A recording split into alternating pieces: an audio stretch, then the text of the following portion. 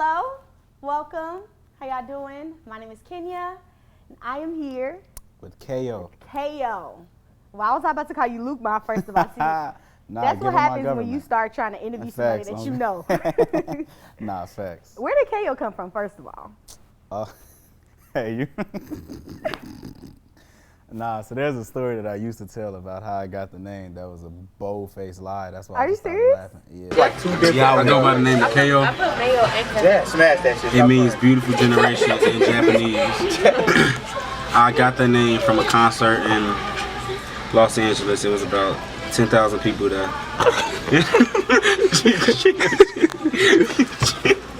Yeah. But it was hilarious though. If you go back to like New World vlogs, like 4 years ago, you'll see the story. But no, it came from I just wanted a new name. I was Kid Flow, worst name of all time. Kid Flow. Yeah, Kid Flow. And I wanted to change it, and like Kayo popped in my head, and I looked it up, and it meant beautiful generation in Japanese. And I was like, bet, say less.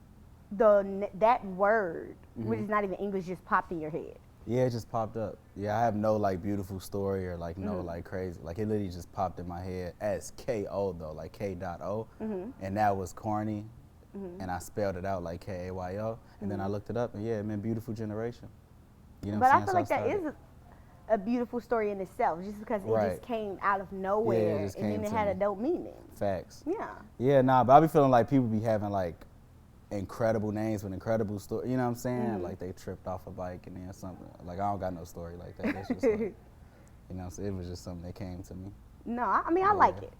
I appreciate I do it. like it. Because I was wondering, before the interview, like, dang, where did Kayo actually come from? Yeah. But I think that's dope. Now, look, first, before we get into all the questions, Yes, ma'am.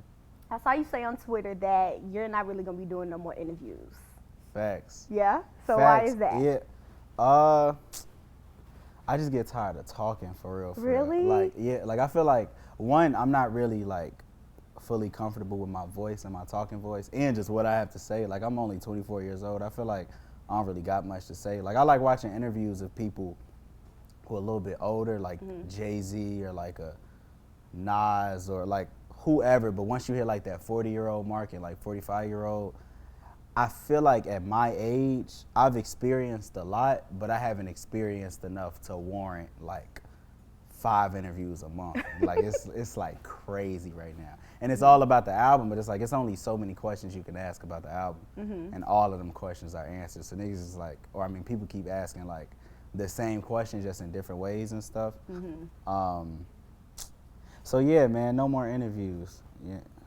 Okay, well, let's try to get everything we can out of this. I know, right? Nah, this is gonna be Not fun anymore. because this is like a real, like I could tell by the fact that I'm nervous that like this is gonna be like a, you know what I'm saying, like getting down to the nitty gritty. You were nervous even before we started. Yeah, I've been nervous all day. Like, But I'm why like, you think that is? Cause this is gonna be the first interview with somebody that actually knows me. So one, you know if I'm lying through my teeth. One, two, like usually I could just lie. So one, that, and then two, it's like I know the question is gonna come from a place of like genuine curiosity. So that's Was gonna that a be lie just nerve-wracking. now? The fireplace went off. Nah, that wasn't. That a lie. wasn't a sign. In fact, that was hard to me. I think that's gonna be hard for like, know, you I know was what I'm like, saying, for the visual element. right. Nah, facts. But yeah, I'm nervous. I'm very. You are? can see on my face. Like I feel like on the camera, I got like a little blush or something. Yeah, but I'm here though. You I'm are. Blessed. I'm blessed. It's gonna be cool. Yep. Especially because we do know each other. So it's Exactly. like, Yeah. you know, it should be normal. But just in a general sense, when you're going throughout your day to day, what is like on your mind majority of the time? Like just in life or like related to music? It's just in life. I be thinking about the gym a lot, like a whole lot. Like I be thinking about new ways to work out and like new things that didn't work or like new things that will work or whatever. That's a constant in my mind, just because I'm trying to get my summer body ready. What does your summer body look like? I want to gain, I already wrote it down on my phone. I'm gaining 15 to 20 pounds Okay. by summer. I'm getting cut up crazy, and I need to be able to run 3 miles like without stop, which is low for some. Like it's some people that can run like 5 miles without stop, but I need to just like if I could run 3, I'd be fine. I'm actually with you on that because I was literally just in the gym today on the Yeah, treadmill, go and this crazy. guy Yeah. next to me was running And he was- nonstop. Now And my I'm mom literally can do sitting there that. like, how are you doing Yeah. this? So I My- feel you on that. My mom runs marathons. Really? Yeah, like she run like the city marathons. Like she literally runs those and be good. But it's some people. One thing that I learned though is some people that they look like their focus is cardio and running. Then it's some people like me. Like I'm pure aesthetic. Like I don't go to the gym to get stronger. Okay, because that's I going to be my only go next to- question. yeah, Is it I only health go to the gym to- related, or absolutely is not. it's okay, pure No, aesthetic? like I feel like health is like food and diet. You know what I'm saying? Like that's just how to eat to live. Right. You know, like I go to the gym purely for vanity. So yeah, so I ain't never really thought about cardio, different things like that. Plus I'm already slim. Like I'm like very, very slim. So if I do cardio, I'll have like no body weight on me. So yeah, the gym is one thing. You thought I forgot the question.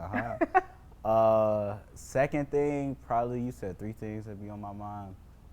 Music, I'm always just like trying to write a verse in my head or just, in fact, not even verses. I'm always trying to come up with like soundscapes and like musical landscapes of the next project. I feel like that's my bread and butter. I do a good job of like creating worlds and atmospheres. So I feel like I've set the stage, so now I got to continue like raising the bar every time. So I literally be stressing myself like hairless trying to think of new ways to kind of introduce raps, but like in a way that I guess transcends what I did last time. So that's 2. 3, I wish it was something deep, but probably money. Like I just be thinking about like how can I make another dollar today I on feel top you. of what I'm already, like there has to be some way. Like Yeah. I be like, there has to be a way for me to triple every dollar that I make. And I wish I could be in like 10 places at a time, but I can't. So I be like literally like, and when I finally get it, you're gonna know for sure, because I'm gonna be insufferable everywhere. But I just be literally like, I be walking through the park like, how do I multiply myself and my income? Like it sounds so pointless, but I need to crack the code of how mugs be waking up and just be mad strings of income like everywhere. Like they just getting paid off of everything. Like I Yeah. need to crack that code. I So that's think probably my 3. part of it is like taking one thing and mastering that. Okay, I got this business idea, getting that to a certain point where it can be automated, and then kind of just going on to the next thing. Facts. So right. it's not all happening at the same time, but I do feel you. Yeah. Now, with that, do you think like you are financially literate and you just don't know how to apply everything because I can't be everywhere at once? Or do you Yeah. think you still need to learn more about how to create the life financially that you Yeah. want?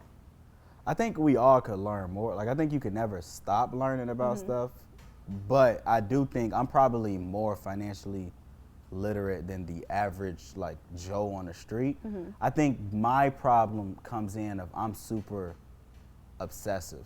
So I don't handle my money the way that even I know I should handle my money, or that any billionaire or millionaire would suggest that you handle your money. Like when I'm all in on something, i.e. the music, 100% of my money goes to that. Like I Okay. take everything out of savings, I'll max out every credit card, like everything goes to that. So I just make dumb decisions, but they're not dumb for the long haul, just dumb like on paper. You know what I'm saying? Like you never, like if you get a check for $10,000, in no world are you supposed to just funnel Spend that it all. entire 10,000 back into this, what's the term, passion project that you have.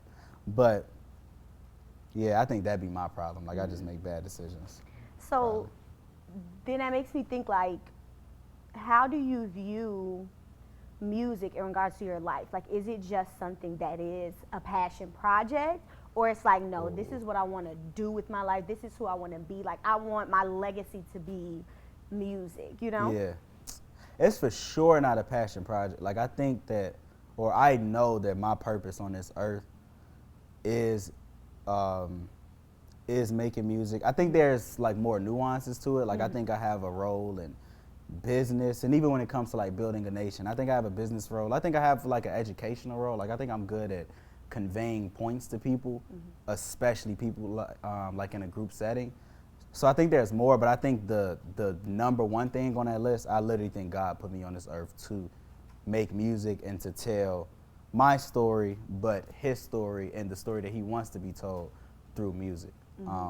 So yeah, it's definitely more than a passion project. I can't see me doing anything else but music, and that'll always be my number one. Like I was having a conversation with my dad yesterday morning on the way to work, and like he was just telling me like different stocks and like cryptos that I should invest in, and I was just telling him like, you got it, which just sound crazy preaching to your father, but I was just telling him like, yeah, they be needing it because they be like everywhere with stuff, and I was just like, you gotta have one thing and just funnel, like just trust God and just funnel everything into that one thing. And then from that, take the profits from that and then get stocks here, real estate here, crypto here. But when you just trying to latch on to everything, like nothing is ever going to really grow substantially. I can't remember what the question was, but I know that I can't answered remember it, either, but I felt Facts. that. Yeah, that was it.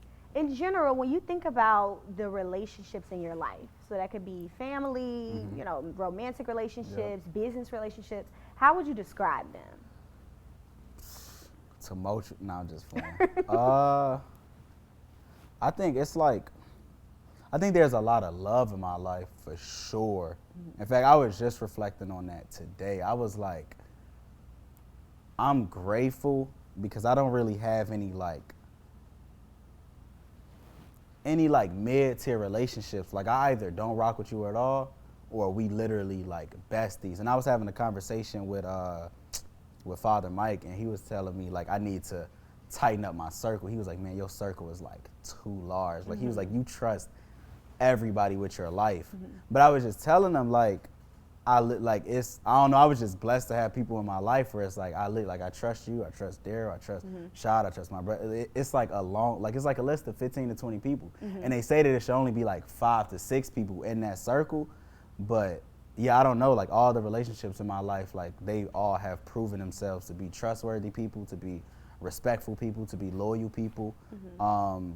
So yeah, I think I'm in a place where I'm definitely in a place where I'm content with what I have. Like I'm not looking to bring new people in to my inner circle or like to my circle or whatever. But yeah, the people that I have, it's like gracious. I guess the next step would be, well, we ain't even gotta be, I was gonna say the next step would be like marriage and like romantic relationships and stuff. But in terms of all the other stuff, but yeah.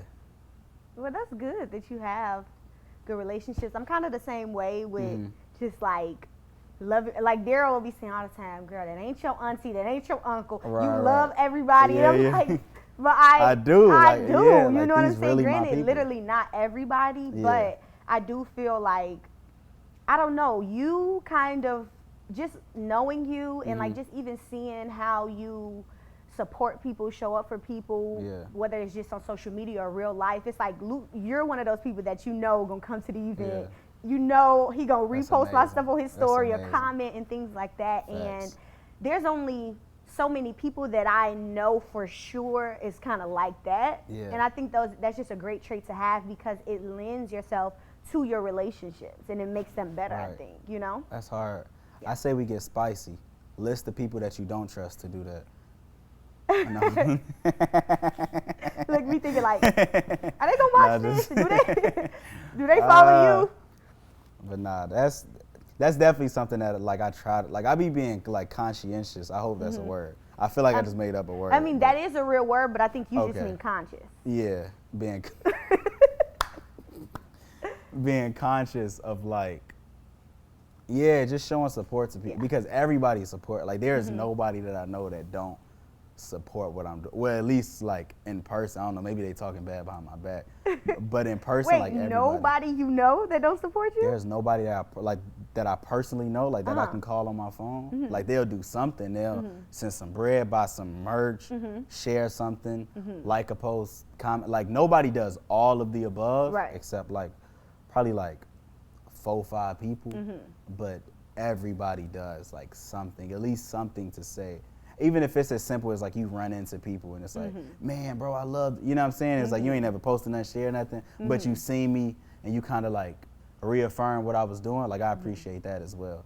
But I'm easy to please, so. I'm getting that vibe, but I don't think it's in a bad way. Because I think sometimes people be so stuck on like you almost looking for a reason to feel some type of way Oh, about God, somebody. yeah, You know, it's facts. like, damn, they didn't share this, they didn't do this, they didn't like that, they didn't support in this way. Versus, it's like you're kind of like, I appreciate what you do give me, and Right, I'm exactly, good with yeah. that. But I think that comes with like confidence in yourself and being sure in yourself and the Yeah. love. I'm crying. That's crazy. Are you ready to go? No, that's, Is it time to? No, Okay, that's my what gym. was that alarm for? That was an alarm. It was 2 alarms. It Uh-huh. has a slash on it. It's one to go to the gym, Uh-huh. and then 2 if I don't go to the gym to rehearse my show.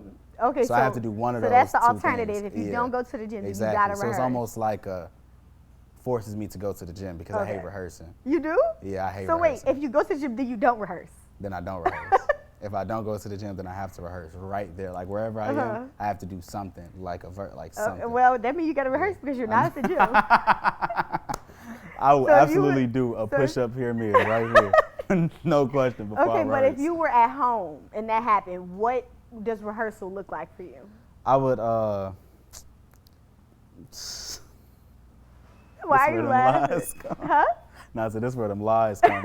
Nah, but I would start rehearsing. I connect my phone to the TV and I play, like I have a playlist on my phone of my set list. And it's like a playlist on iTunes, and I literally just press play and I just go through it. I grab like a remote or like something sticky, and I was gonna go crazy, pause. But something. Because where were you going with that? I was gonna say something like stick shape and Oh, long. because I'm like, why does it need to be sticky? I was so confused. Got it. Okay. But Anyway. nah, something that's like a microphone. And yeah, I just be in that boy, just, you know what I'm saying? Like rapping, practicing my moves, looking in the mirror, because sometimes you look very stupid and don't know that you look stupid. Like there's a cringy video of me like just doing the weirdest stuff with my hands. It's like, Recently? it's that, absolutely. Like Are you it was serious? at, in fact, it was what I just posted. It was the It Ends in Disaster video. Uh-huh. It's like a 10-second part where I keep doing the same loop of hand movements. And I was like, nah, no way that just happened. And I never noticed it until today. So that brings me back to what I was saying before your alarm went off. Mm-hmm. It's like I get very much confidence and self-assurance from you. Mm-hmm. So even thinking about that video that you posted today, but you're like, oh my Right. God, I look stupid. A lot of people would be like, gee, I'm not posting that. That's never Oh, seeing nah. the light of day. D-roll, Nah. cut it out. Yeah, yeah. Because, but what do you think is just your confidence that makes you be like, I mean, it is what it is. I know I'm still raw. I know. There's a song I have, or a freestyle I have, Life of the Party, where I say, I'm too confident, I'm overzealous. No way you could oversell us. These boys say exactly what they want to tell us. Those, however many bars, like it's a synopsis of how I wake up and like how I live my life every day. Literally, there is nothing I do. And this is gonna sound crazy, but I promise, just hear me out. This is gonna sound crazy arrogant, but just hear me out to the end. There's nothing that I do that I don't think is good enough for you all to consume. The reason for it is not because I just do everything to this extreme level, but because I like make sure, one, I'm intentional in everything that I do. I pray before I make music. I pray before like almost everything I do, almost everything. I'm not gonna say everything, but almost everything I do, I say a quick dua. And so I'm very intentional, and I know, like, I don't know, like sometimes you just blessed. Like with music, I was just given, I guess like they call it like the gift of jab, or gab, the gift of jab, I think. I was just blessed to be able to, of gab, that's crazy. Because you said jab and you went I to gab. fixed it, then and you then I went was back. like, nah, it can't be. That sounds crazy. Okay, so I was the blessed. gab for sure. Okay, that's crazy. Wow. I was blessed with the gift of gab. Clearly I wasn't if I didn't know how to say it right. But I feel like I was blessed with the gift of gab, both verbally, but also like action-wise, like how I do things. Like I think even when I make mistakes, like he'll text me on this, and he's super like, he's just like psycho with how he processes things. Like he'll be like, dude, you did this to the caption, or your emoji was too far to the right, or da-da-da-da. But I feel like everything that we do, somehow, some way, it always translates the way that we wanted it to translate. Even if we mess up like a small part of it, the people and the consumers always understand what was there. And I've learned to just kind of like flow with the mistake. Like sometimes you got to roll with the mistakes, and sometimes the mistakes make, when you actually get it right, it make it that much better.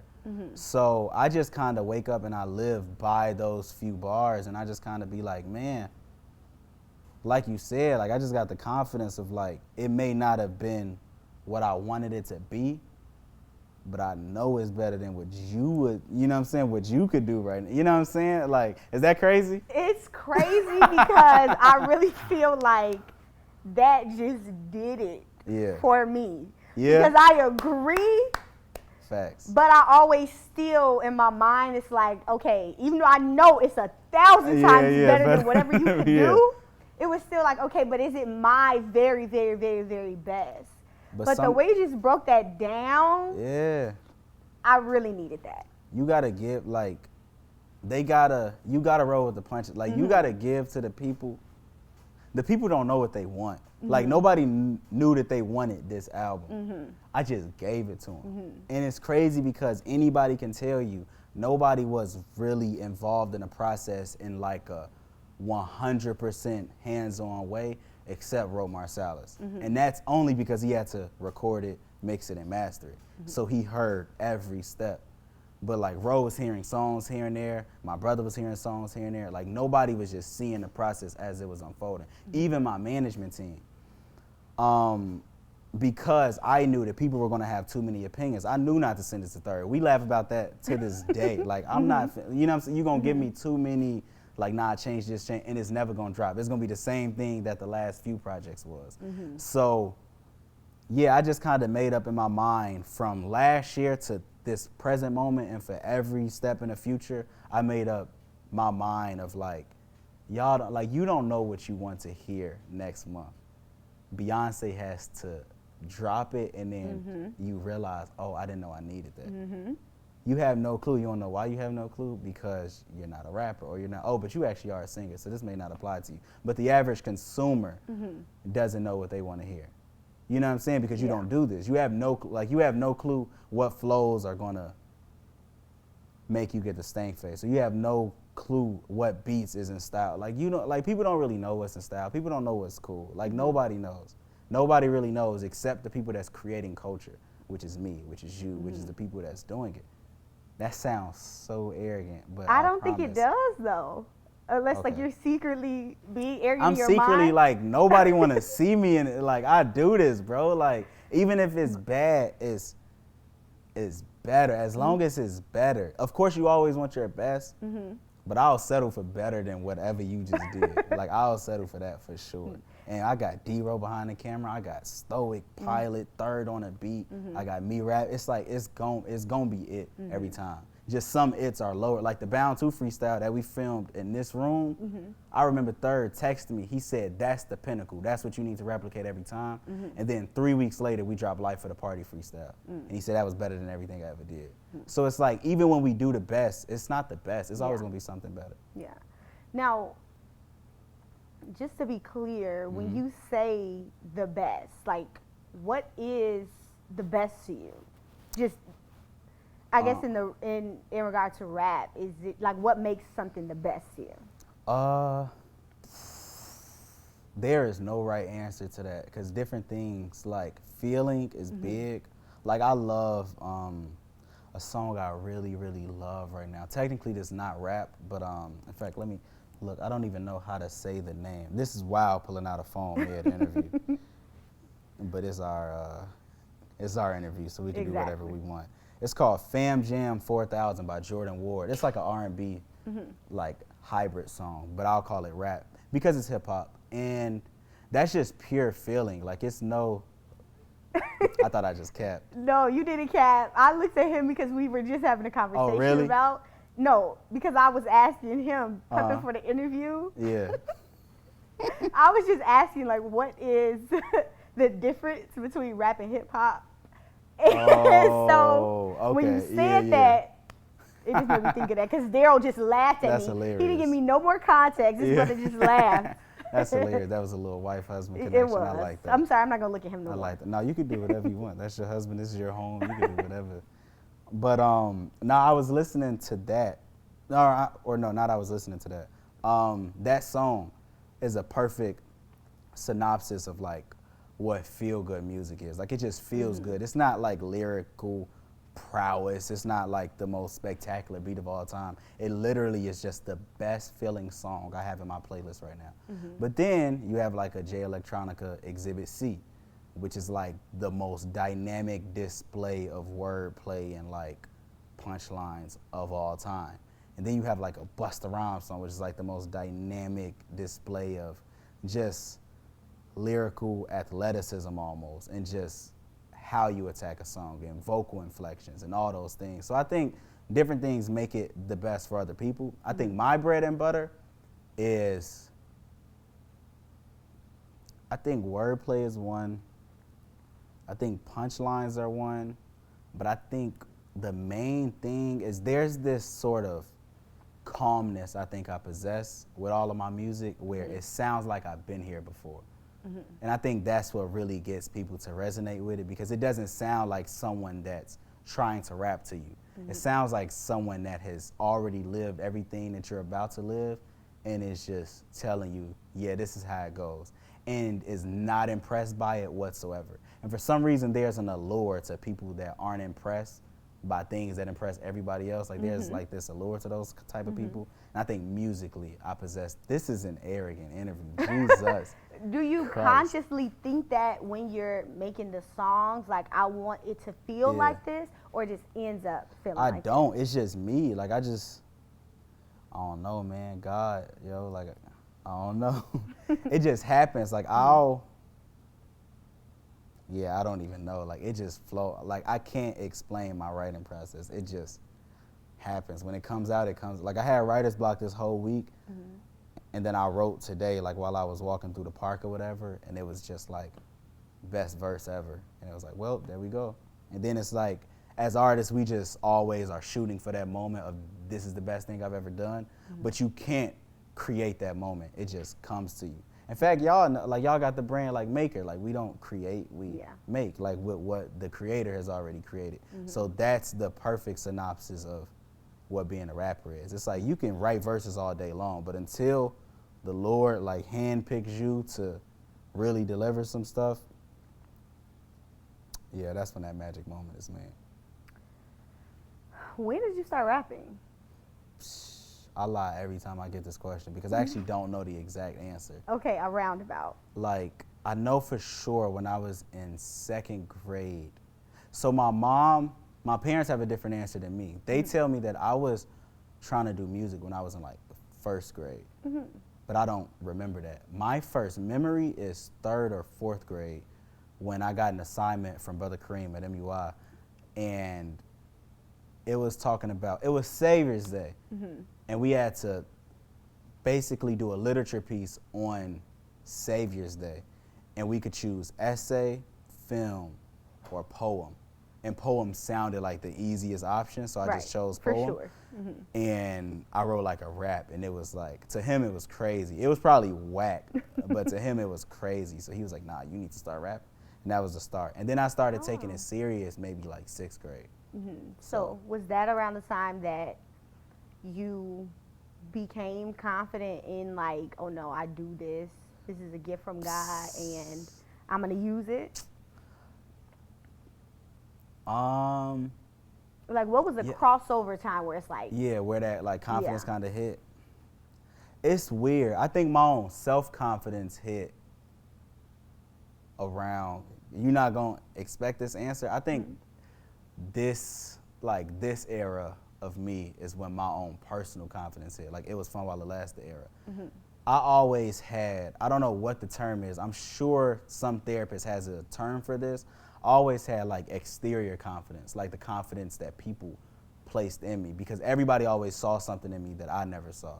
Musically, talent-wise, even down to like looks, like just physical appearance. Like I never saw myself as just this like magnificent creature. But for some reason, it was always like instilled that like everybody, like all the bros, everybody was like, nah, you the best rapper, you this, you that, da da da da, you gonna. And so I had that confidence, which like when you off camera, we were just saying how like I've always hung around older people. So like when you around people that's 5-6 years older than you and they saying that you the guy, obviously that's gonna give you like a boost, but it was a very superficial boost. Like it wasn't nothing that I really felt in my heart.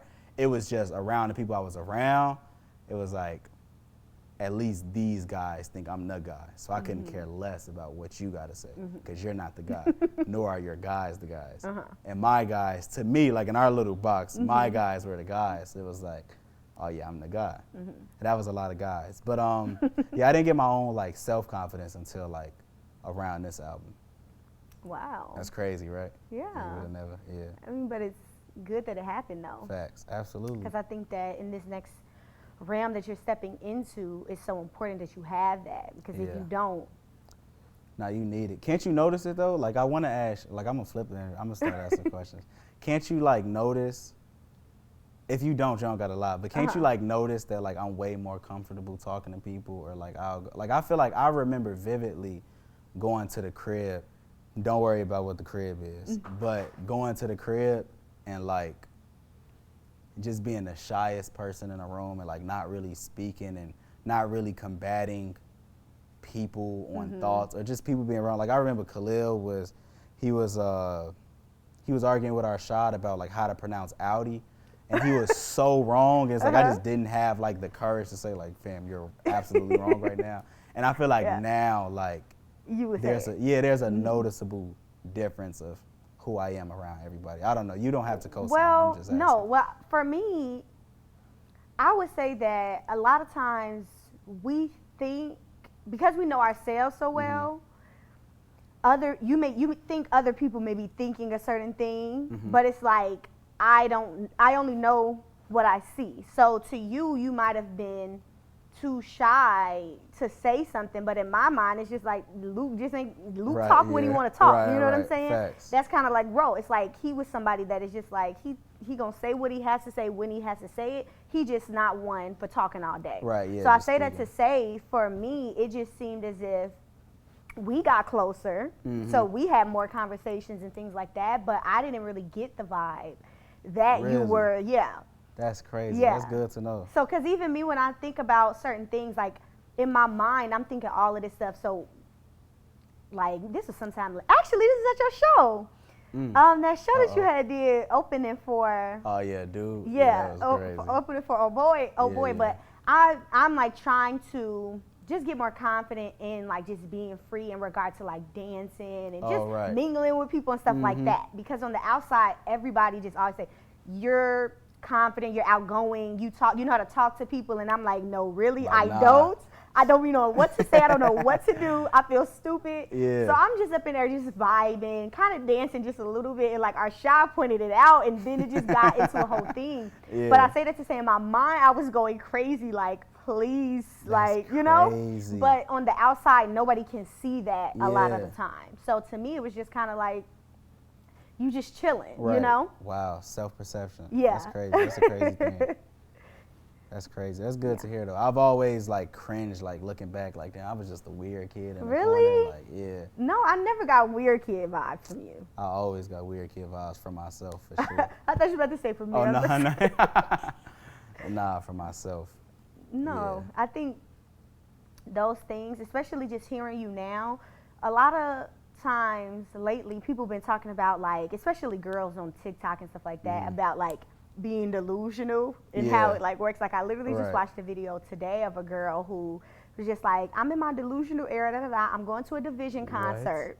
She said, I'm going to a Division concert. She's doing her makeup, and she said, I'm gonna meet the singer in Division. I'm gonna meet him.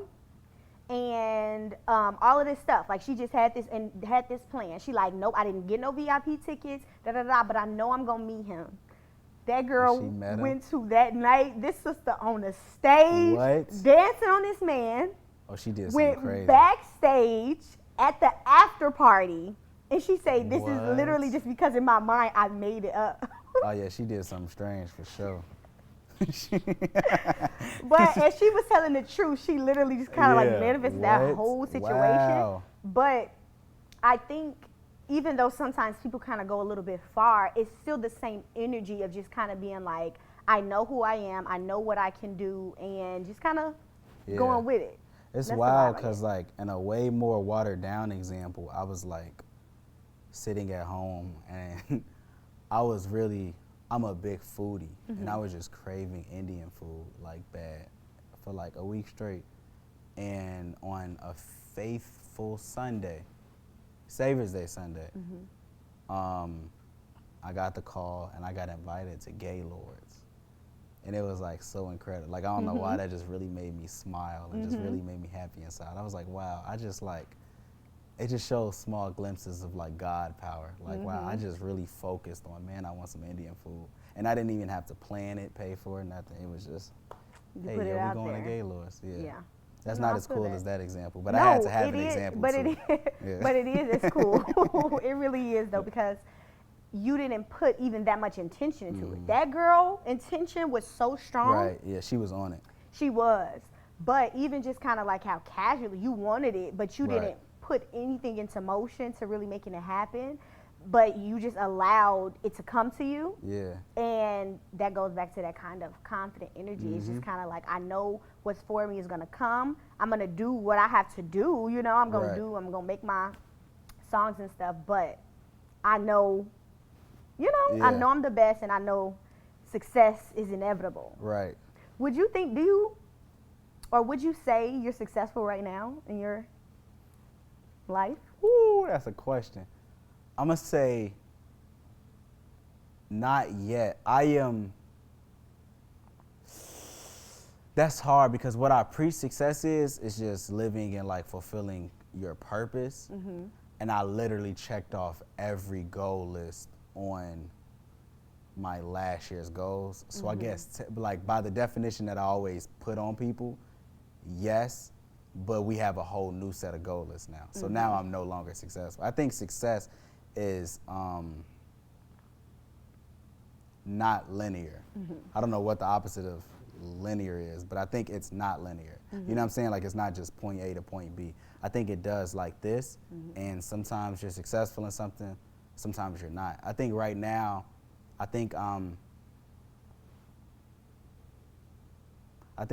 successful in everything that I set out to do, and I think I'm successful because I do everything I set out to do. Now I just need to raise in fact, I'm gonna say yes. I think I just need to raise the bar of what I want to do next year and the year after and the year after, because I'm literally, Jesus, this feels like such a boastful conversation, but I'm literally like successful in everything that I put my mind towards doing, except it was one thing that I did not do. I was supposed to donate $1,000 to the nation, and I didn't do that. So that was the one thing that I did fail on. So I was very unsuccessful in that. Did you attempt hard? I did. I got really close. Yeah, I didn't like just not give nothing. No, I got close. I was just like, on that last, I was like, nah, hell no, I can't. Yeah. I can't lose this right now. I need that. But yeah, I think I just need to raise the bar for myself, which sounds crazy because I have a very high bar for like the stuff that people are impressed by. I'm definitely successful in outside perception.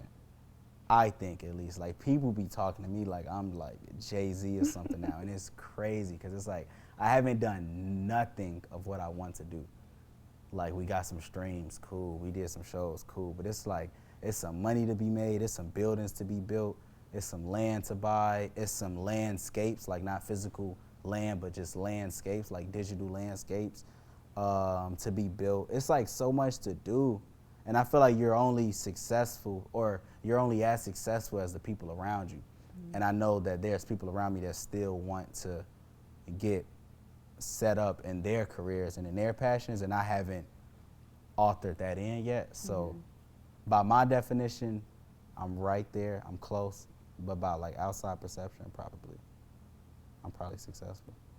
Well, I mean, like you said, people not really, or I don't know if you said this, I know you said people don't really know what they want. Yeah. But people, not really that hard to please in some ways too. Right. Facts. Yeah. You know, but just kind of on that same note, we didn't really go into the album yet. Mm-hmm.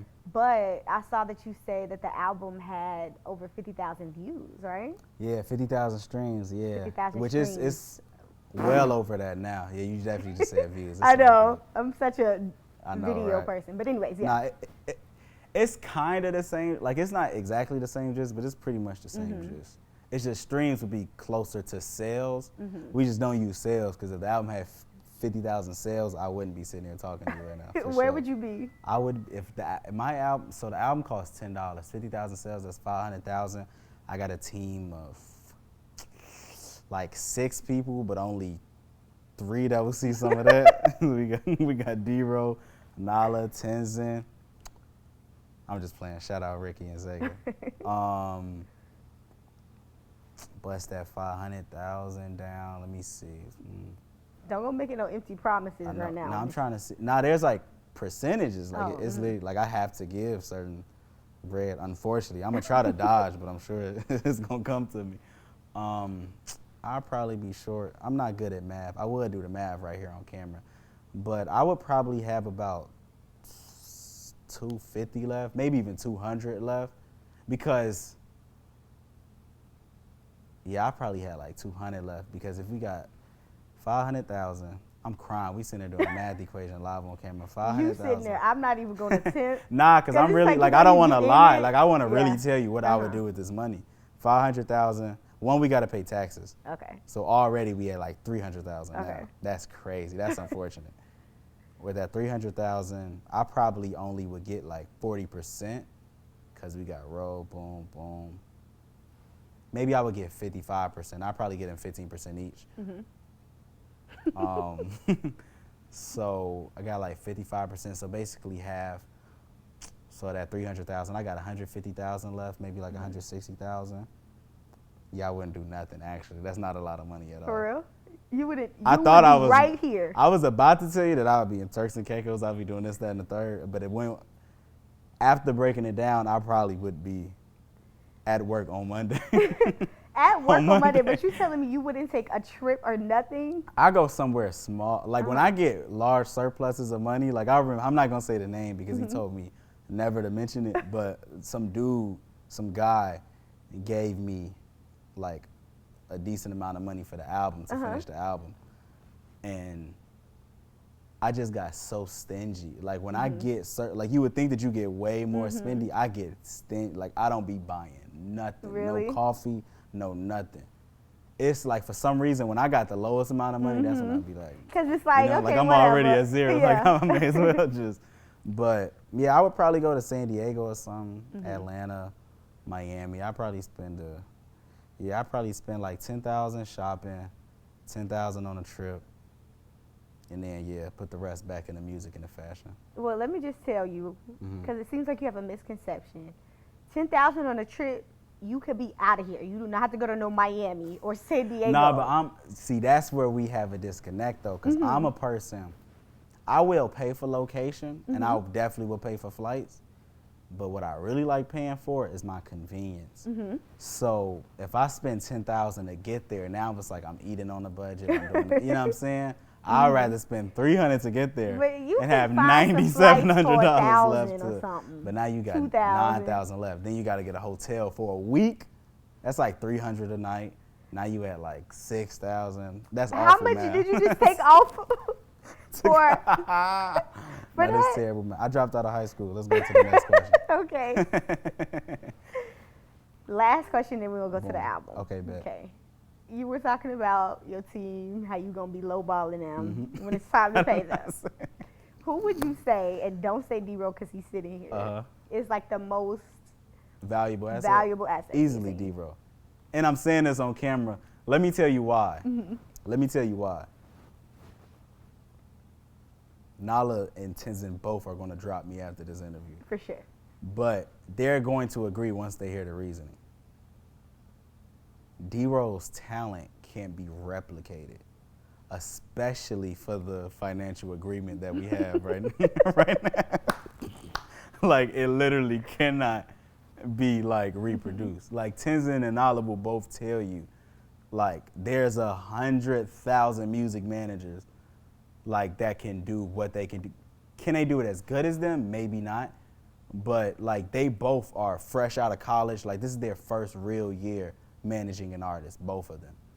So just on paper, it's like even Tenzin would tell you like she could find another Tenzin before she could find another award-winning filmmaker for free 99. Like that's like close to impossible. That's pretty close to impossible. So yeah, nah, D-Ro by far.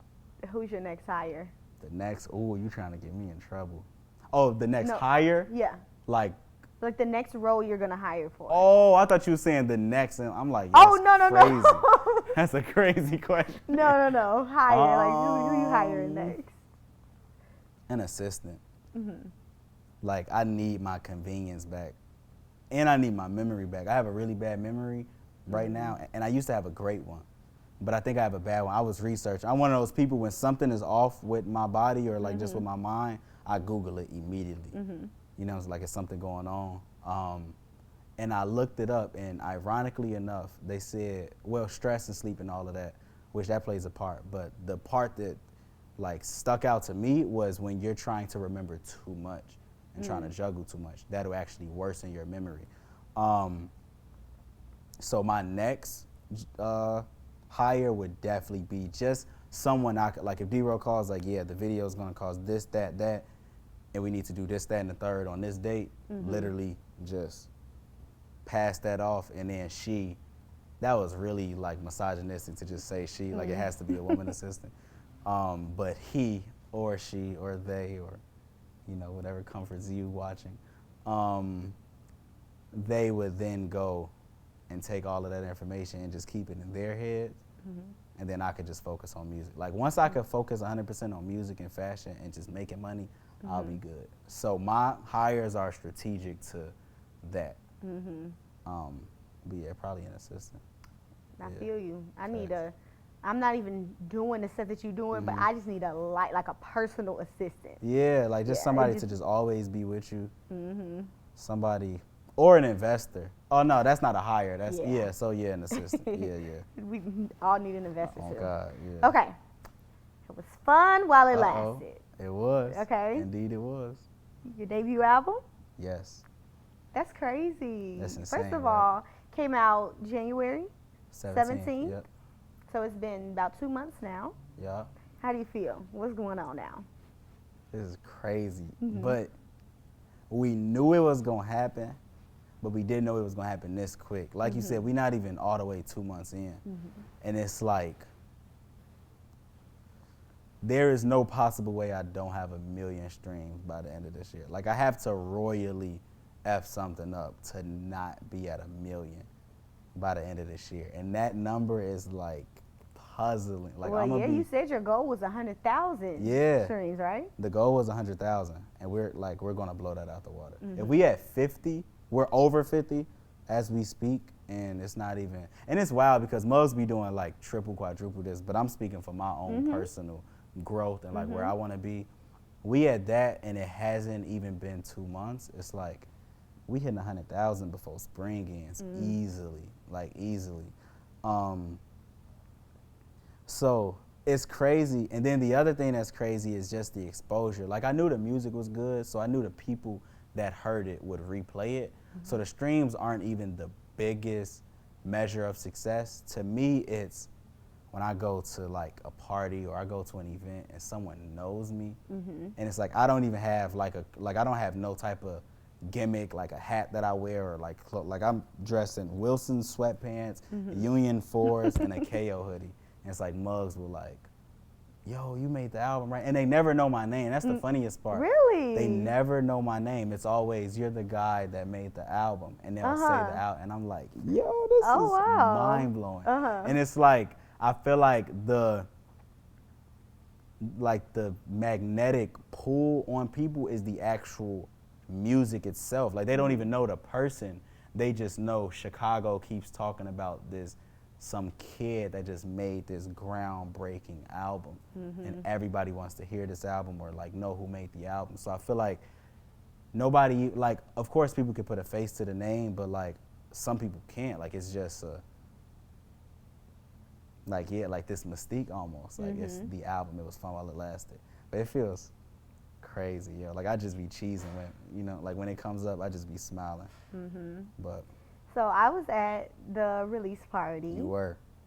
And I was blown away just to see the city was out, you know? Facts, yeah. It was like so many people that mean so much to our city there. People from blogs, people from Facts, radio. everywhere. And then even you were kind of pointing out, you said that day that it was so many people that you do not know at all. Meaning that kind of like how you were just saying, it's so many people who just have known you now, supporting you. And that was even before the album came out. Exactly.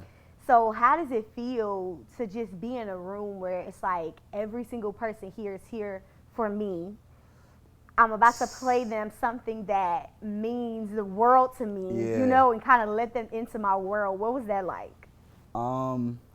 That was honestly just like all praise, like to God for real, because it's like I can't even put in words. I still don't know how we pulled it off. It was expensive. It was time consuming.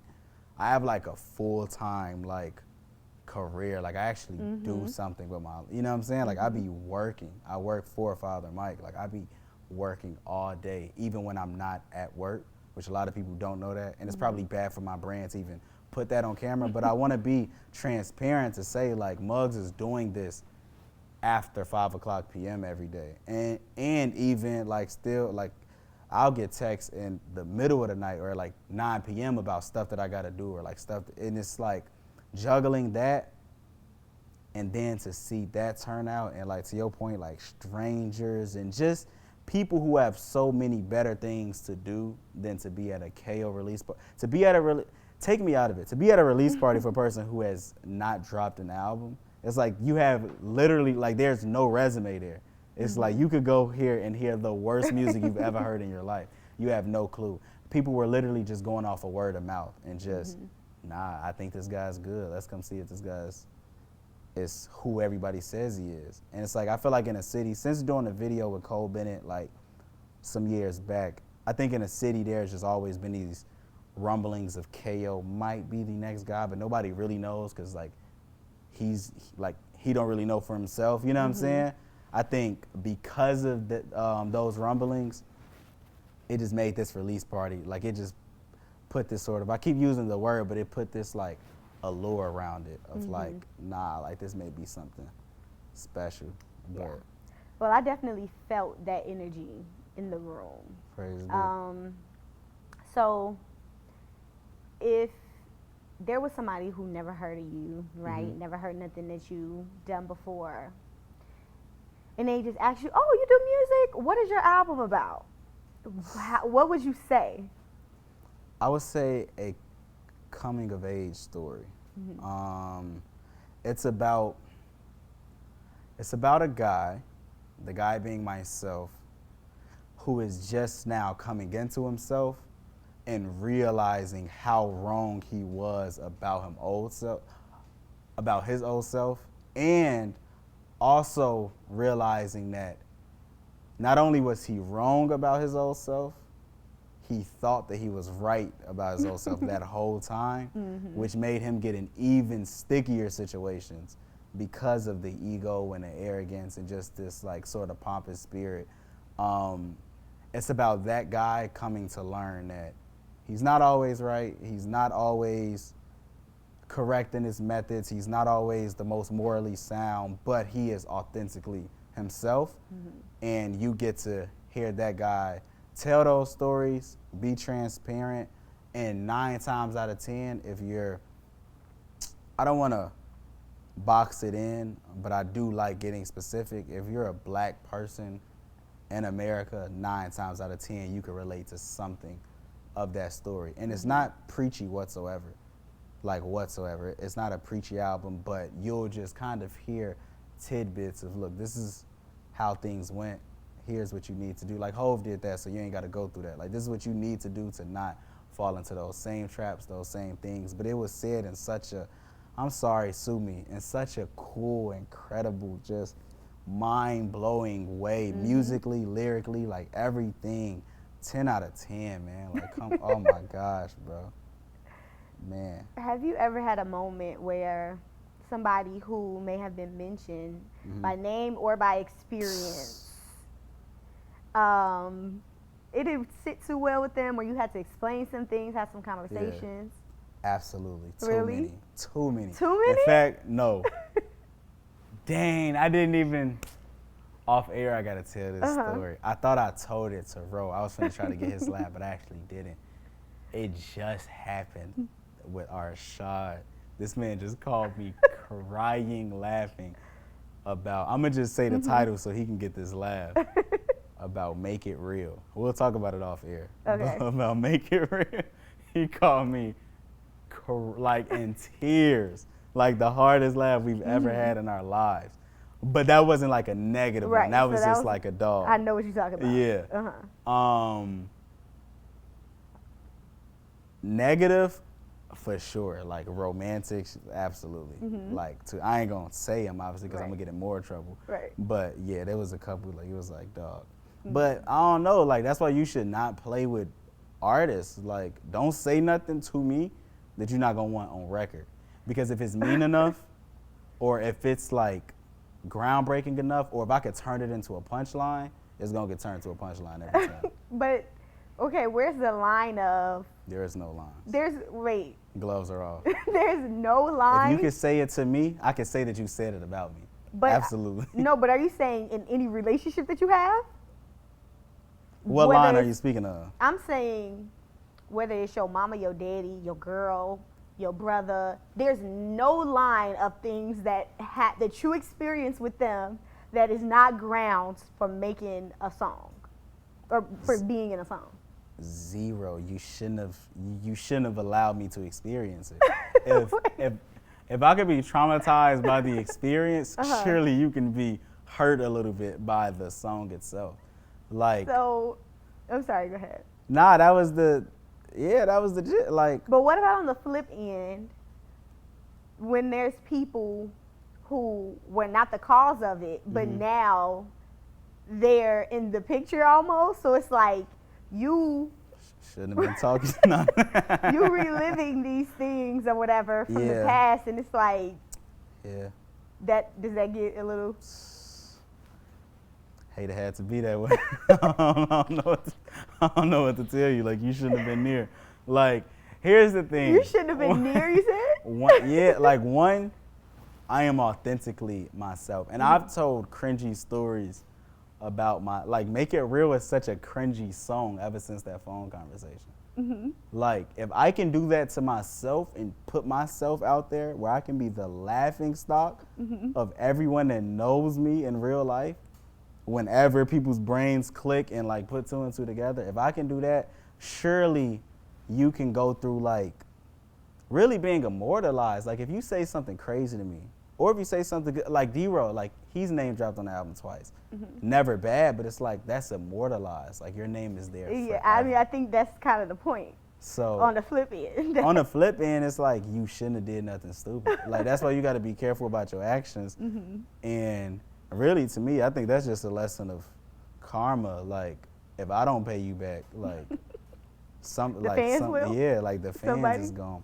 I gotta tell the stories every time, and I gotta tell them truthfully. My dad, like, he got some strays coming soon for sure, and he knows. I feel like he might have had one or he so. He for sure had some, but he got some. Like, he got about 5 albums worth of like of strays coming. But he's a person like. You gotta understand it. My mom gotta understand. My mom is the only one I don't play with like that, because in the Bible it says, honor your parents and your days shall be long, something like that. I'm not the biblical expert, but something along those lines. So my mom is the only one I don't super play with because she brought me in this world. Right. My dad, my brother, my sister, any shorty, like, yeah, you're done for.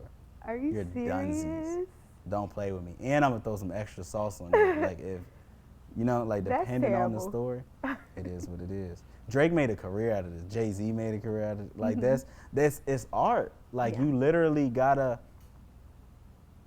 you think, for example, matter of fact, let me take your favorite artist.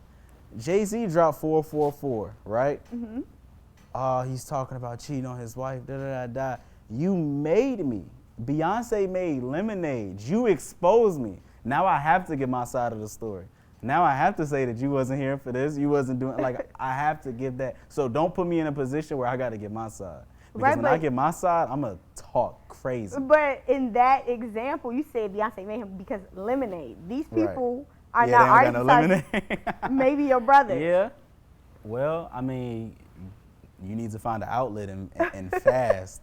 And you would be okay with whatever I would absolutely. If I did something, there's some stupid things that I've done, but also I'm very good at smoothing over things with people and making sure that it never sees the light of day. That sounds crazy, like I'm out here like robbing babies or something. But I be smoothing things over with people. However, if I didn't, and I did, like if I did something to upset you, and it was just morally wrong, and you went up to like a youth conference or something at Savior's Day, and you were like, yeah, like it was this story of this guy who did this, that, and the third, and then I had to do this, that, and the third, and it's like it just showed me how like when you follow the Quran, it's like I gotta take that. That showed you a learning lesson that you're about to teach to thousands of people. I gotta take that. I shouldn't have been the lesson, like you know, like I shouldn't have been there to give you the lesson. But why do I think this is good? Even though I would be mad if it's me, yeah. I just feel like a lot of times people are frozen by the fear of, you know, I don't want to expose this person, even though you don't got to say their name or anything like that, but, or this experience, I don't really want to, you know, kind of put it out there. But like you said, there's so much to be learned in those experiences. Right. So I kind of always try to find the balance between being honest and real about my experiences while also still keeping a level of like, this stuff, some things are just for me. Right. But you're kind of like everything. Everything is. Nothing's off the table. Like, there's only one time that I was just like, nah, this is too much. And it was actually about my dad, ironically. And I was like, the only reason I said it was too much is because when I wrote it, I was angry. So it was a lot of bashing instead of learning lessons. But if I could rework that and it just be like a learning, like what's the moment of clarity verse? Hove, oh my God, we talk about his fault. Like Pop died, didn't cry, didn't know him that well. Between him doing heroin and me doing crack sales, with that in the eggshell, staring at the tabernacle, rather the church pretending to be hurt. It wouldn't work, so a smirk was all on my face. Like, damn, that man's face looked just like my face. It's like your father is dead and you're smirking. Like, wow, look at the irony of me selling crack and you dying from it. It's like, it's a lesson in that. Obviously, his father is turning in his grave, but it's like, it's a lesson in forgiving your parents. Like, I was so mad at you for being with drugs or doing this, that, and the third, just to grow up and be the person that was responsible for your death in one way or another. Like, I wasn't directly responsible, but I am a reflection of the person that was responsible. It's like that tells that story. And I do that with my father, I do that with my grandparents, I do that with my mother, with my brother. Like, hey man, just don't give me no learning lessons. That's got all it. Noted. Sure, don't let me learn nothing from you. So let's get a little bit more specific about the album. What is, like, if you just had to choose one line that is just like either the most impactful or the most like comprehensive of the album, or just like your favorite line, what would it be? So many to choose. Nah, I'm just playing. You're not playing. Nah,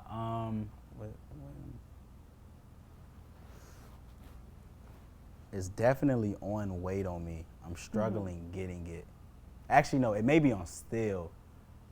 You gotta see it through from all angles. Life get harder when your options more broad and you it seems like this when it's get darker, more painful. Still I rise out the frying pan straight into the fire, looking God, granddaddy, for that mind cook better I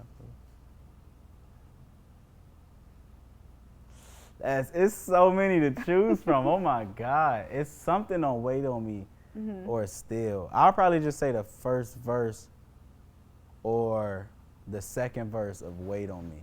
That entire. I know it's not a line. Wait on me, wait on me. That song was so like at the listening party. Yeah. No, Yeah, because you ran that back a couple times because it was like, that's.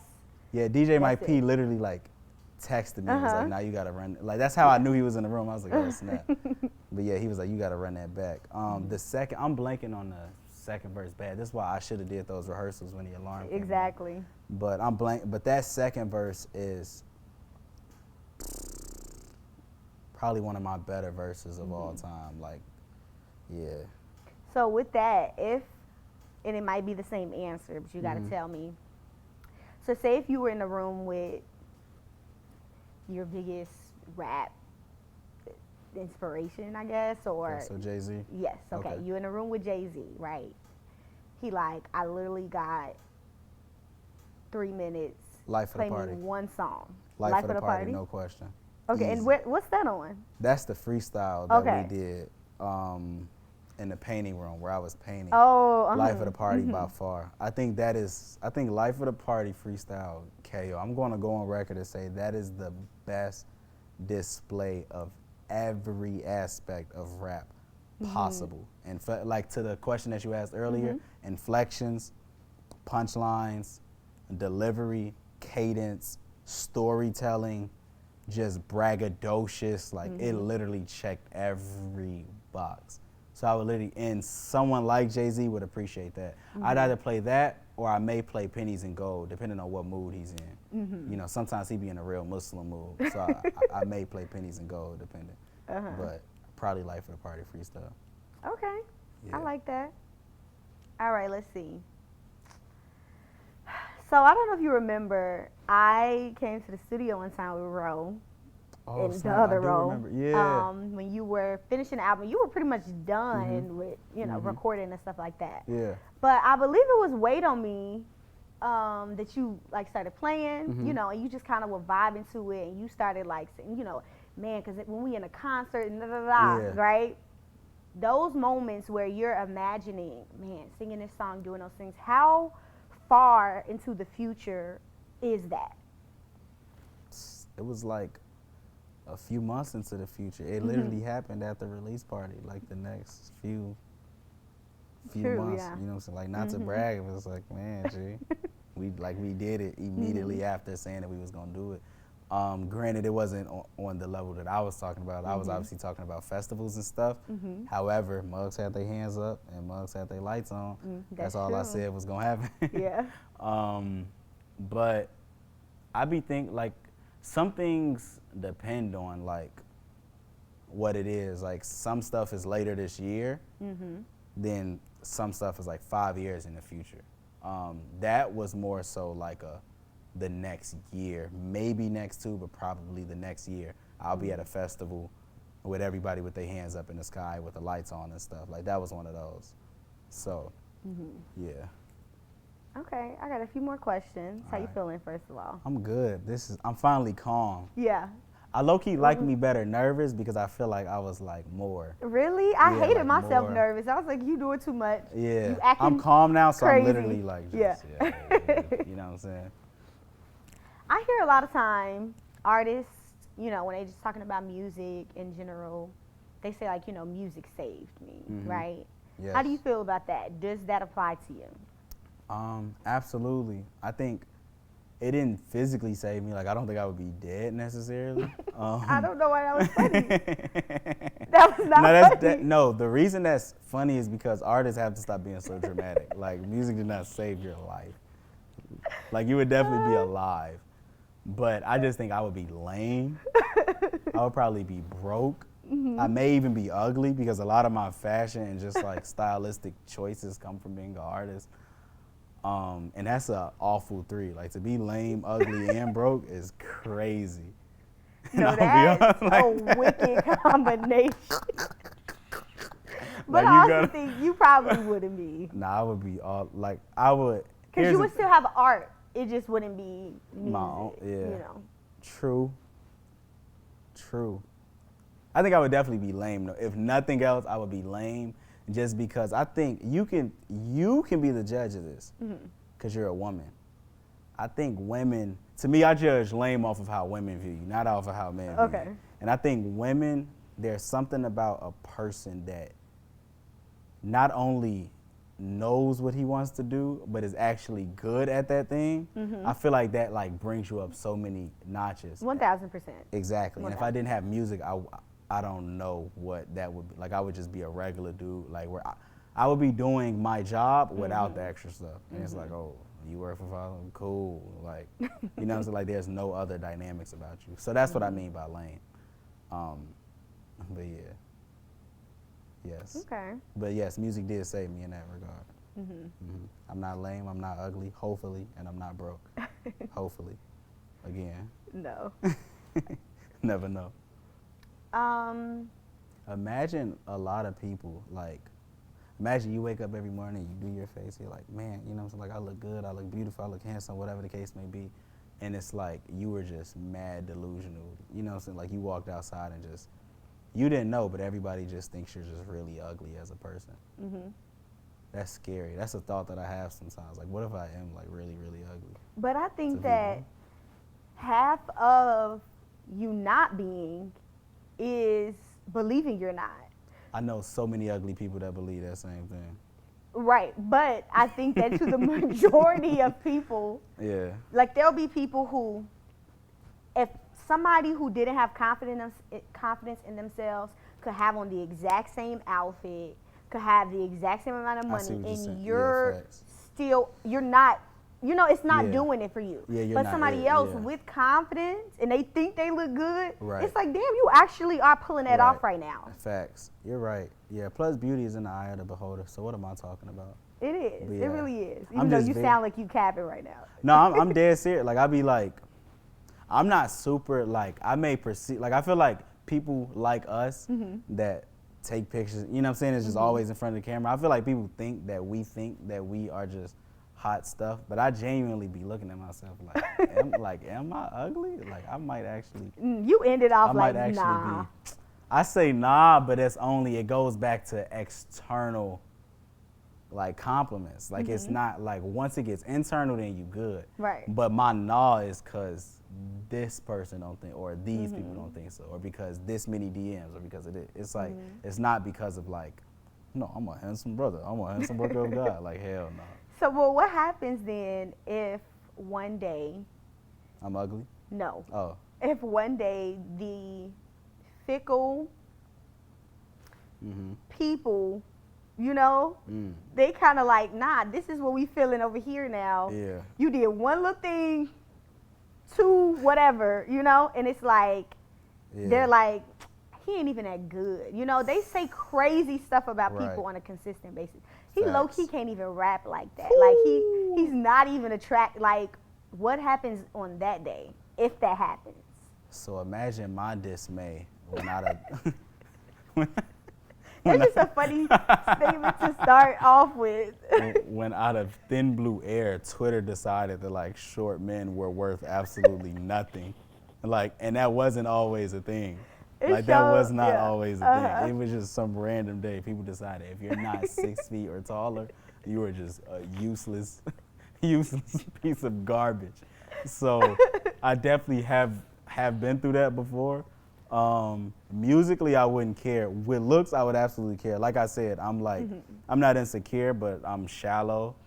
You know what I'm saying? Like, people's out, like if y'all both just called me ugly right now, like, I would go and be like, oh, like, I'm ugly, yo. So I'm definitely, like, shallow in that regard. But with music, I'm just like, y'all tripping. There's nothing you could say. There's people that say that Jay-Z isn't the best rapper of all time. Like, you don't think he cares? Absolutely not. They say that, and then he drops like God did or like what's for you. It's like, bro, like, y'all, and it's like, you know that I am. Like, you know I can rap. If you tell me right now, Luke, I don't really like your rap, like, you know you're lying. You just don't like me as a person, and I can take that. Like, I just had a meeting with Yarderman 2 days ago, yesterday. Yeah, yesterday, and he was like, he won the polls with 80%. And he said that means 20% of his community in Chicago hates him. He was like, I can accept 20%.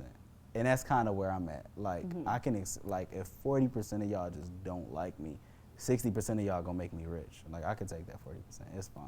Ooh, you hate me. You think I'm ugly. You want to kill me. Like, it's fine. What's the percent that's too much?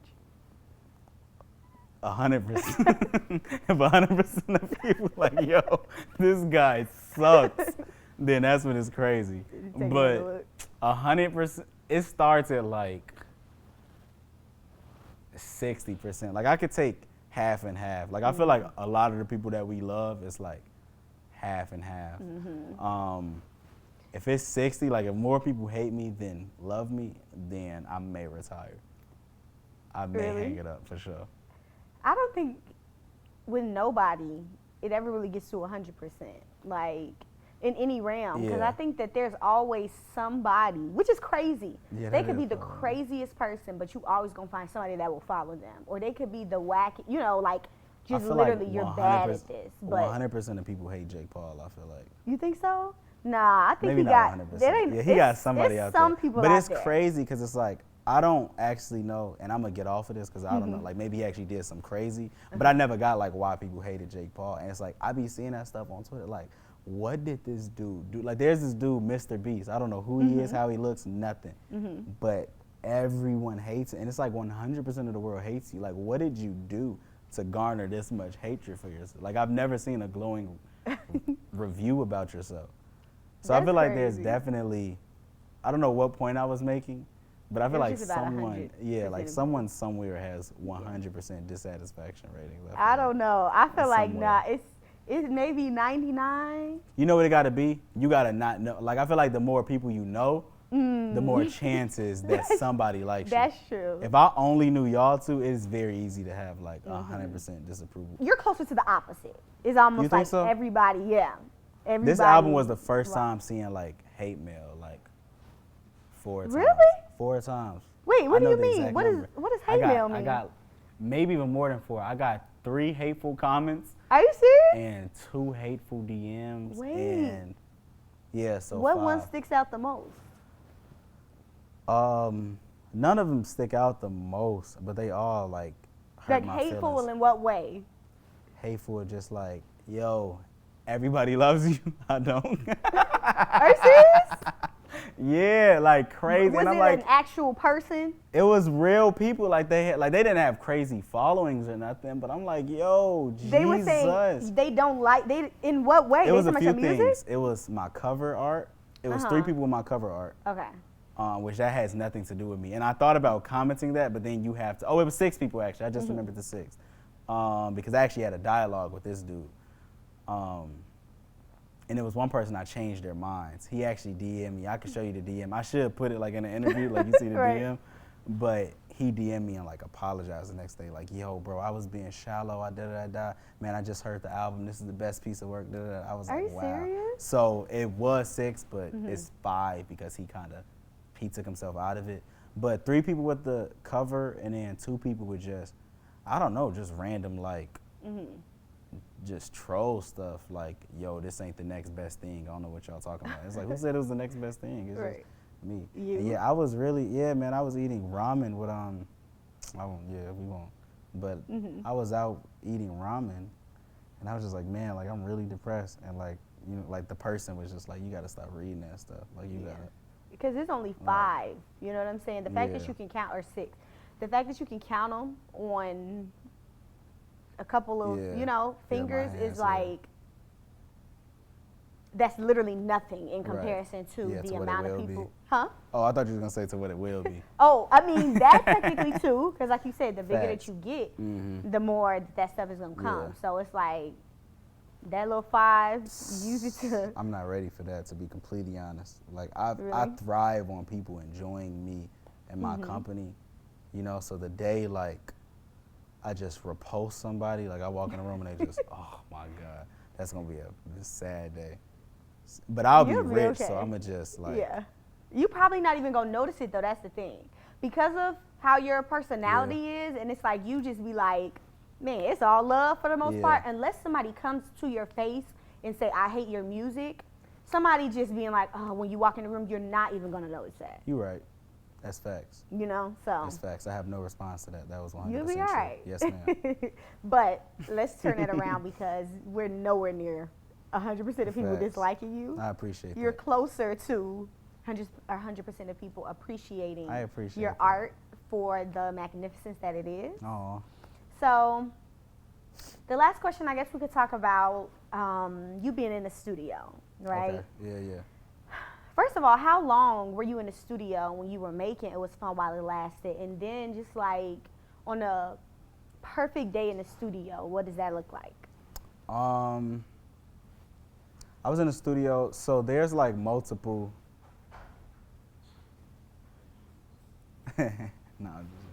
There's multiple variations of the album. There's 3.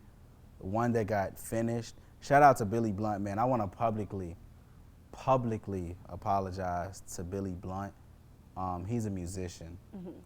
He plays guitar, and he like did guitar and keys over my entire album, and I just threw it away. And he charges, I'm not gonna give his rates, but they're high in the thousands, and he did it for me like for free, like the entire project, like top to bottom, and I just threw the whole project away and just started over. And I feel like he hates me for it. He claims he doesn't. Well, why did you do that? Let's start there. Because I just didn't like the album. I just didn't like it. I was like, I could do better. And then I did better. Y'all got this. Y'all would have never got this had I gave y'all that. And y'all would have hated me. Like, dude, you suck at making music.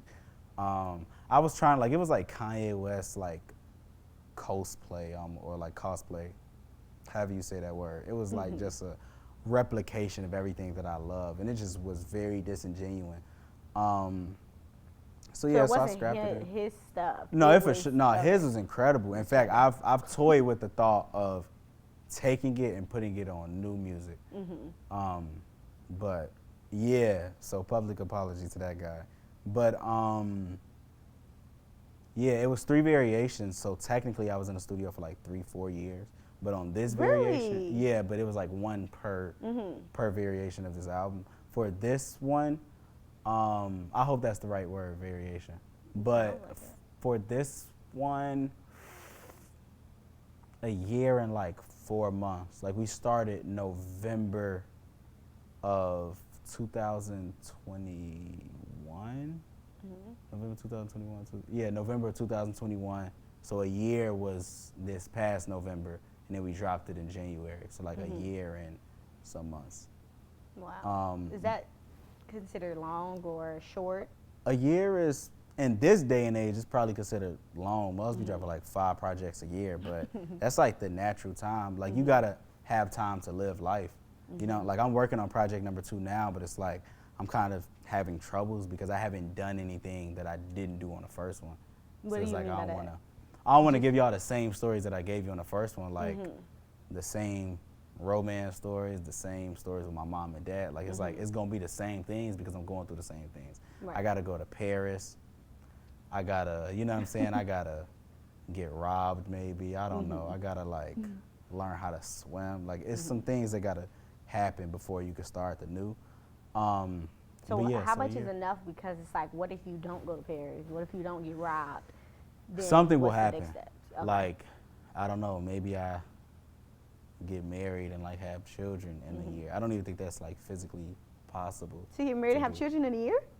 By the end of this year? Like, aren't we too far in it? I mean, no, you can have a baby in December. You can have a premature baby. Yeah, like, premature, there's a lot of options. I don't want to have You trying to get, No, I'm just but I don't know. You never know what could happen. Yeah. Well, no, because it wouldn't happen this month. Like, I feel like this month would be the cutoff to have a baby. I don't know why we talk about having babies. But yeah, like, you just got to live. Yeah, there's other options, of course. I'm too relaxed right now. You are. You're very relaxed. But nah, there's other options to live, but you got to do something, like something. But I be sabotaging myself just to have something to talk about. You know what I'm saying? So I'll like I'll just put myself in the situation. I've sabotaged, I hope they're not watching, I've sabotaged like relationships to have like I'm crazy. You don't think that's wild? No, it's psycho behavior for sure, but I'm also done with that. Okay, I was about to say, like, do you plan on? This project was my last time doing it. I did it twice on this project. I'm not going to say when and where. Are you serious? Yeah, I did it twice on this project. I was just like, you know what? And God, and it's crazy because people are so, I was gonna say women are so predictable, but it's Women's Month. So I won't say So that's that. the only reason why you're not saying it. But people are so predictable because it's like exactly what you need them to do and say, they do it every time. It's like, wow. That's ridiculous. You think so? That's absolutely ridiculous. Well, I'm an artist, what can I say? But you're saying that you're not going to do that anymore. God willing.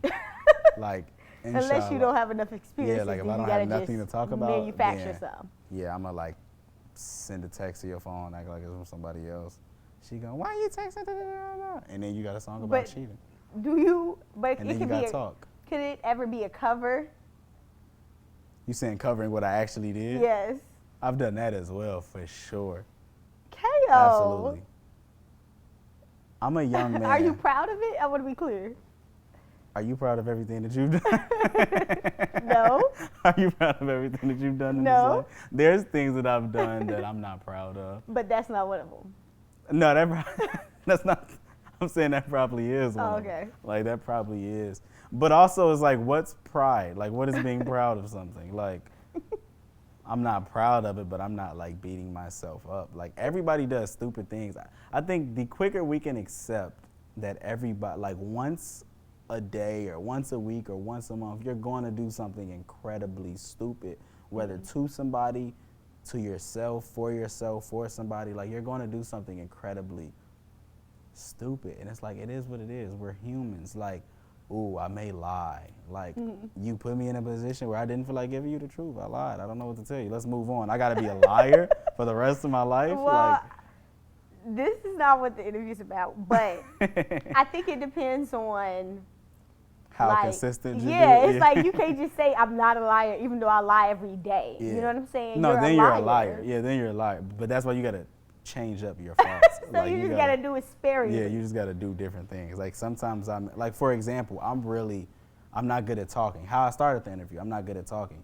If you ask me a question or just introduce a topic and I'm not prepared to answer, you better be prepared to hear full lies, like full blown lies. So how many times have you lied in this interview? 0. Really? Absolutely 0. How can I believe that with your history? My history.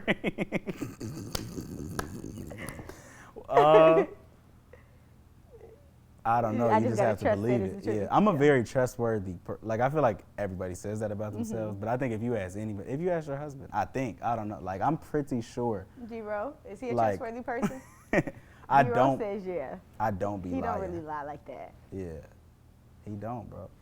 I'm literally out of our group. Like I feel like me and D-Ro are probably the most honest people. You think so? Just because we don't have we just care too little to even lie in the first place. And we're both, we're never the ones to introduce a topic. 9 times out of 10, the person that introduces the topic is the person that's about to lie any moment. Here you go, Daryl. no, actually, because he's the one, and I guess you're like that now too. Yeah. It's like once I hear something that it don't sound right, I'm looking into it. Yeah, absolutely. Because mugs be lying for no reason, absolutely reason, for sure. no reason. And I know you're lying because why did you just bring this to me like it was newfound information? Now I think it's a lie because it's like, nah, like you trying to pull one over me, and but I just yours don't. Be for a reason, it's for the albums, for the art, right? It'll be for the album, for the art, or it'll just be uncomfortable. Like you put me in an uncomfortable position. Like if you ask me oh, I got a perfect one, I'll lie about travel or locate. Like if you be like, hey, I was just talking to Arshad. He said that you were going to San Diego next month. I was just confirm it. Oh yeah. Just because where did you just get why did he say that? Where did you just get that comment? And I'm so not prepared to be no. I'm a little better now since I'm more confident. Since dropping the album, I'll be walking everywhere you know what I'm saying? That. But previously, I would literally just go along with whatever story that person told you. I would just go along with it out of fear and just uncomfortability. So that is the extent of my lying. I'm not just out here yeah, I just made $1 million off of stock. I'm not one of them. Okay. Heck nah. But yeah. And I'll lie for if I could send if we in a room with Arshad, I'll just use him. Not that he's the most lying person in the squad. No, this brother's name has been used in every example. In fact, We love you, Shad. In fact, I'll use Khalil. In fact, no, I'll use Saji. I'm gonna use Saji because she's so innocent. You gotta tell them Saji's like your little sister. So Saji is my little sister. Arshad is my older brother. Emmanuel is my older brother. You all know him as Elijah LaFleur. D-Ro is my older brother. Kenya's my younger sister. Okay. Khalil's my older brother. I don't know if I said that. Tayer is my younger sister. And then their parents are my aunties and uncles. Don't ask how that works. So you'll hear their names come up in this interview and in other interviews. But yeah, so let's say Sajda was right here and she was telling you a story and it involved me and she was clearly lying. I know whatever the truth is, she doesn't want you to know, so I'll just like... You'll go along with it? Yeah, I'll just go along with it. You will add to it or you just won't say it? Nah, I won't add to it. I'll just go along with it. Okay. I remember once, I hate to bust this man out like this, Samad. Allah. Oh, Allah. He was in the back of the car, and he was telling some I can't even get into the story because it was so cap. But he was telling some story, and it involved one of our close friends, Rio, Darion, who executive produced the album. And anybody that knows Rio, if you think me and D-Ro don't lie, Rio not only doesn't lie, he will water down the action. Like the story itself could be magnificent and he'll downplay it. Like he just, like nothing is impressive to him. So he was telling a story and it was a little bit untruthful story and it involved Rio and it was like the worst person you could involve. And like Rio's in the passenger like, bro, that is not what happened at all. It was that, and it's just a car full of, and he just sucked the air out of the room, and it's like, dog, like why would you just? So that's a hilarious story. With my brother or whatever. I don't know who I was there, but yeah, my brother told me. But yeah, I don't know what we was talking about. That's a funny story though. But yeah, no, I won't add on to the lie, but I'll definitely let your lie exist. Okay. And then we'll just laugh about it later. But with you specifically, like Kenya Marie Mom, I would tell you after the like, by the way, I would do what you did. We don't got to talk about it in the car when we left the movie theater. When Daryl said something and I missed it, and you texted me like re-ask about it, like I would do that. Like, hey, really? Definitely tap back in with, because you just missed something for sure. So, okay. Yeah. That's what I would do. How do you feel right now? Is there anything that's on your chest that you feel like, dang, we didn't talk about this, I didn't get this off, I gotta let the people know this? What's the vibe right now? Kayo, it was fun while it lasted. Merch and stores everywhere. SouthsideBlueHearts.com/store. If you don't have one, man, this is yours, by the way. I don't know if I told you. This is a gift to you. You could take that on camera. Yeah, it has a little gift box inside. Yeah, D-Ro got one too. He does this. I feel like he's got a little extra something in it. Yeah, his got $100 in there. Nah, don't open yours on camera. It's crazy. It's nothing inside. Are you serious? Nah, it's something. It's it's some stuff. It is. No, I appreciate it. Of course. Now that's it though, man. Go stream the album. Tap in with me, man. It's the best album of the year until I drop another one. You plan on dropping another one this year? I plan on dropping more music. I don't know if I'll drop another album.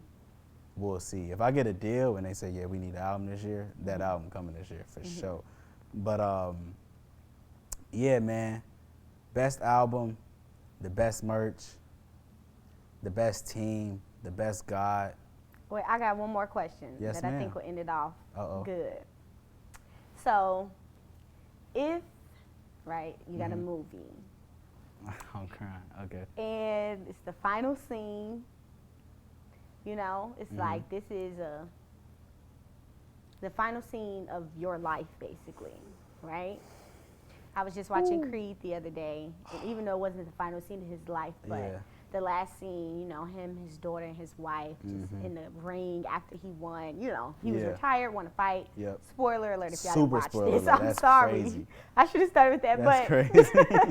Basically just in this, in the ring with his daughter and his wife, and it was just like a very, sentimental moment, but if it was like your last scene, what would you want that to look like?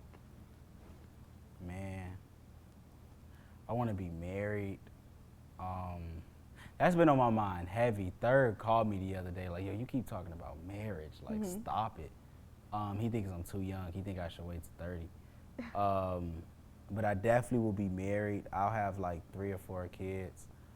And I'll be wealthy, not financially. Well, that too, but just financially free, locationally free. Like it'll be some incredible Stevie Wonder song playing in the background. In fact, it'll be Ribbons in the Sky by Stevie Wonder playing in the background of this scene. And I'm like walking on the San Diego beach with my family.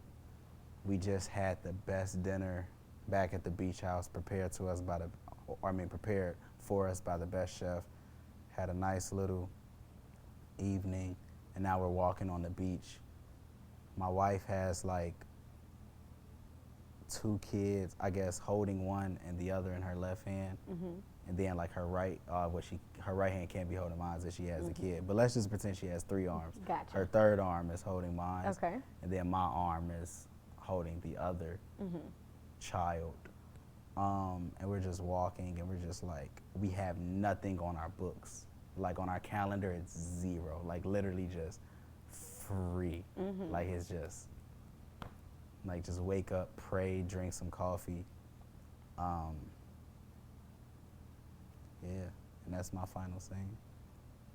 That's crazy. That's beautiful. That is. I don't know, crazy is to that think boring? about. No, I don't Okay, think it's bet. boring.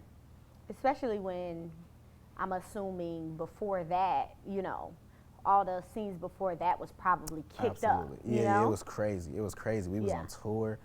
We got robbed in Russia. We got our stuff You back. got this thing about being robbed. You really want to be robbed. Because I have a verse, crazy, it's like a comeback verse from getting robbed. Okay. But I got to get robbed first. Got to it. Drop it. I write verses like in advance.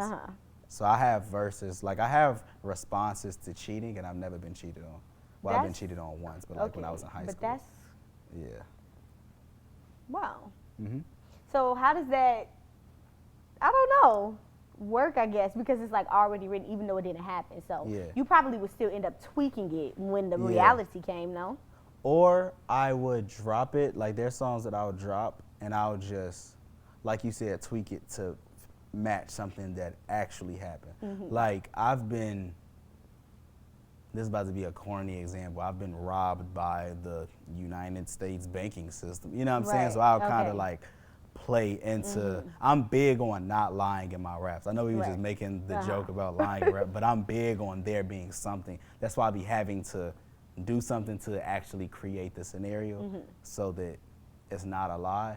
So I would tweak it to match something that's actually happening.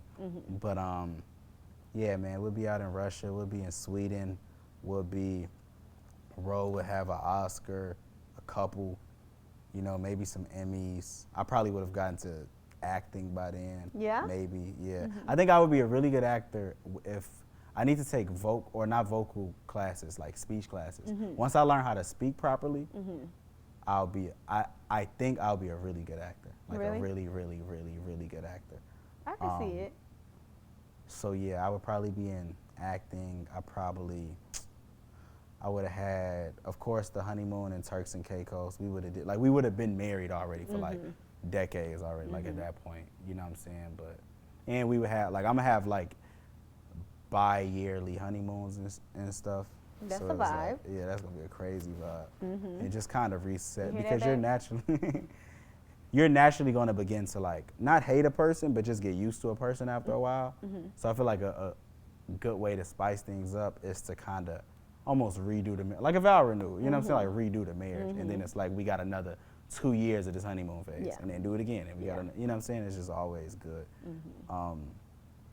I don't know why that has been on my mind lately. This is about to be like a 3-hour interview. I'm sorry, guys.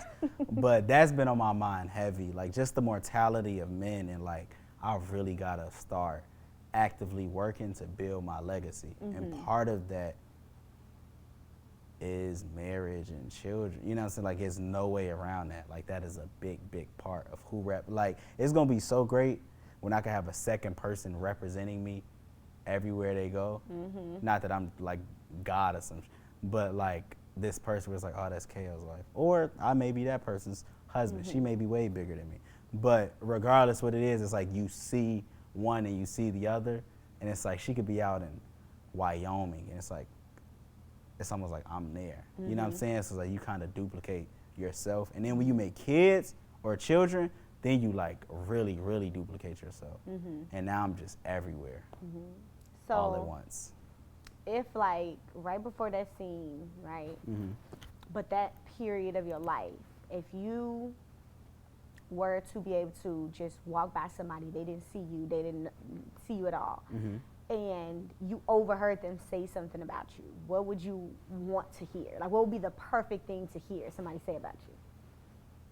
Dang, that's a good closing question. Jesus.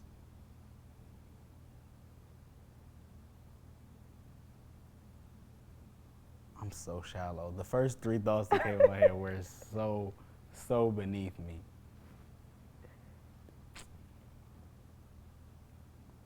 Oh my God, it's Kayo. I think that summarizes everything you could say. It's like, clearly I'm a good rapper, maybe even the best you could say. Clearly I'm probably rich if you're impressed to see me somewhere. I'm probably handsome enough to not make you be like, ugh, that's Kayo. So it kind of covers all the grounds. If I heard somebody be like, oh my God, it's Kayo, I'll be like, yes, I made it. But I feel that. this is crazy. This is wild. I feel like we manifesting right now. Yeah, for sure. You already on that road and just listening to your mindset, even though I know some things, but just hearing you talk about it so specifically, I'm like, oh no, he don't have to worry about anything, because when you're so sure of yourself and in your talent, all you're going to be doing, I think that basically people just infect people with them. You know what I'm saying? Like, if you are damn near insecure about your stuff, or if you didn't put time into your product, I'm going to feel that. And that's as much as you're going to get from me. Facts. You know? Absolutely. But with your level of, like, not just blind confidence, you know? But it's like it actually is a reason that you're confident, because you really are good, you know? All praise Those two things combined, I think you're not going to have to worry about much in regard to us getting whatever it is that you're giving us, you know, as listeners. So that means the world. Yeah, I mean, I really appreciate that. If y'all have not, I'm pretty sure everybody who watching this probably have listened to your album. Absolutely. There's no way you got to this video and you didn't listen to the album. Especially to the end. Like 1 hour in, that's crazy. If you haven't, or you haven't listened to it in a minute, you know, just take this time now that you're hearing kind of how Kayo feels and thinks, some of the insides on songs on the album and stuff like that, to just listen again, because I know that this album has something for everybody, like you said. So Absolutely. Absolutely. Hey, Ro, you'll put the camera on me real quick? The album is incredible. It is. But this is what I need you to do if you're watching this. Open your phones, your laptops, or your iPads, and go to southsidebluehearts.com/store and purchase yourself some merch from Kayo. Reason being is this. The music is great. I appreciate you all streaming it. I appreciate you all buying it, for all who bought the album. But the best feeling in the world is seeing people out and about matching you and wearing your brand. I think that's the biggest statement of you being a fan of me. However, it doesn't come with a free bill. So, yes, hit that store, hit that link. I want to thank D-Ro behind the camera, Maker Media. Y'all can, Yes. I want to thank the gracious Kenya Marie Muhammad, student minister, star, singer, everything, just multidisciplinary. I want to thank God, Allah. I want to thank myself. I want to thank my mom. I want to thank the team, Nala, Tenzin, Ricky. I want to thank, I'm just playing. It's been fun though, for real. Yeah, It's I've been enjoyed great. myself. I hope. This is great. I think the people will too. I think they're gonna you're- love this. Yeah. I really think everybody's gonna sit, like have it long, like we chop it up. So I think they're gonna sit through this entire thing I because it agree. was that good. Yeah. Well, this is the last interview y'all gonna get in a while. That's what Kayo Absolutely. said. Unless he change his Absolutely. mind. Never that. Never? Okay, Never changed my mind in my life. Ever. So, at this point, just buy the merch, look out for new music, new freestyles and stuff, and yeah. Y'all have a great night. You have a great night, KO. I appreciate you. Thank Go you. rehearse. I That's am. what I need you to do. I'm not gonna go rehearse. You're not I'm gonna going go to a rehearse. party right after You this. are? Absolutely, yes. Well, have fun. You know I and will. soak in all of the, oh my God, it's KO. Absolutely. You know I will. Deuces, guys.